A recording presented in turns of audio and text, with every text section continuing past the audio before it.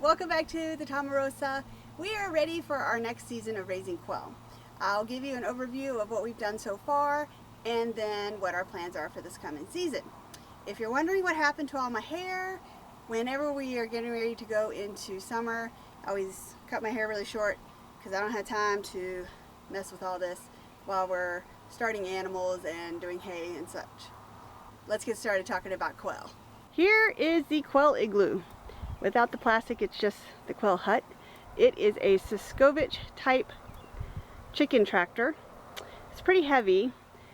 We have some ideas of what we want to do next, but the quail are doing wonderful in it and they had no trouble during the winter. For the winter, we had plastic also on the front door, but we did have vent holes at the top.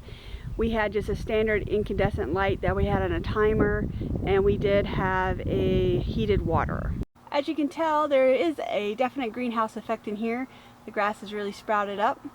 I have 2 female quail. That was my original from the 7 that hatched. I bought 12 hatching eggs. Like I said, 7 hatched. There were 3 females and 4 males. I think at about week 10 we harvested the 4 males, and then one of the females decided to flap into the back of the quail hut while I was moving it one day, and so she broke her leg and was dinner. These 2 girls have been laying eggs all winter, about 1 a day. I did turn off the incandescent light we had for a while, about a month or so, once we got closer to late winter, so that they could have time to rest and molt. They've had like a little dust bath, a little feeder, and we've had our heated water, which is no longer plugged in. It's about time for us to take off the plastic on this structure, and then we will be ready to think about getting them out into a pasture structure or in some type of fencing. This has definitely been a very sturdy structure. It had no trouble with the weather this winter. We've also not had any predation, not even anything close to getting in there, or I haven't seen any digging, etc. We did use some electric wire around it when we had it out this last summer, but we think that we're going to try something different. I might use this actually as kind of like an outside brooder once I get more quail, but for moving things every day in the pasture, I want more of almost like a mobile aviary. So we're thinking about building like a lightweight structure that has more of a type of like a bird netting on it, and that can also have electric fence wire around it that connects into our electric fence that goes around the entire farm. We're still developing some ideas for that. Here on the Tomarosa, we do a lot of trial and error, and you don't know what's going to work until you try it on your own place. So I did a lot of research before I got quail, and a lot of this stuff didn't really apply to what I wanted to do or what might work on our farm with our own management style. And so this is what we're trying and what's working for us. So I'm very happy with the success of our operation thus far. This year we plan to continue with just a small number of birds, learn some more, try out some more things, getting them more outside on pasture.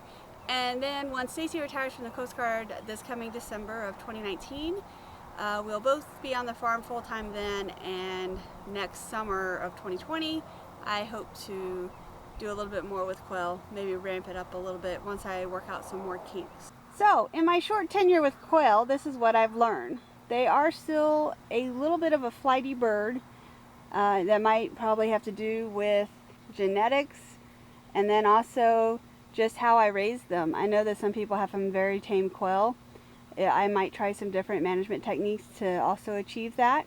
In regards to them not having any natural instincts, I don't find that to be the case.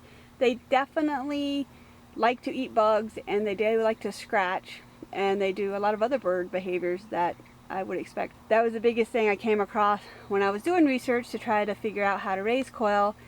It was that the quail are super stupid. They're going to die. You can't raise them without antibiotics. Everything you want to do isn't going to work. I don't see why it couldn't work. If you have an animal and you give them a healthy environment, most likely they will normally succeed.